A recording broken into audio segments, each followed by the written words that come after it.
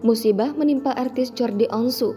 Adik Ruben Onsu yang juga ipar Sarwenda itu kecelakaan di Tol Cipali kilometer 162 Jawa Barat pada Sabtu 29 Juli. Dalam kecelakaan itu, pemain veteran Peto itu mengaku merasakan hal aneh saat kejadian kecelakaan ini. Mobil yang ditumpangi Jordi Onsu sempat mengalami pecah ban belakang yang diawali bagian kanan ketika berada di tol.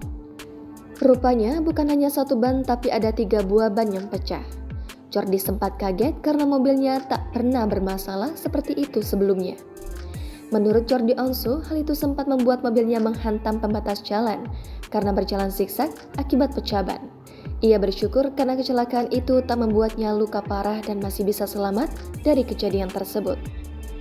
Dalam unggahannya, kecelakaan tersebut terjadi pada hari Sabtu 29 Juli saat ia dalam perjalanan pulang dari Slawi menuju Jakarta.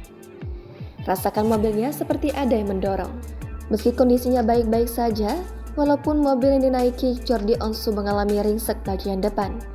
Di Instagram story-nya, Jordi mengatakan bahwa ban mobil bagian belakang kanan tiba-tiba pecah. Karena itu, mobil yang ditungganginya hilang kendali dan menabrak pembatas jalan. Jordi Onsu mengungkapkan kekagetannya saat bannya pecah. Ada hal aneh yang dia rasakan.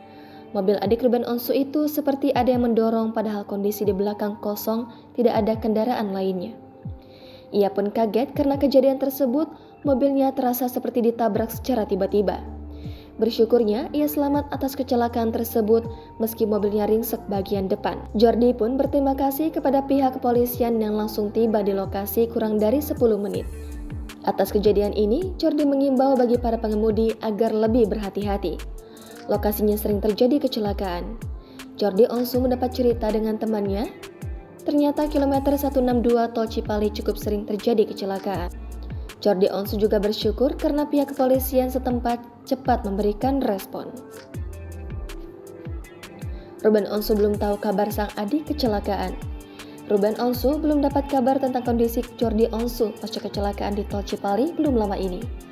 Bahkan, Ruben pun belum mengetahui detail kejadian yang dialami adiknya itu. Kendati demikian, Ruben berharap Jordi baik-baik saja pasca alami kecelakaan.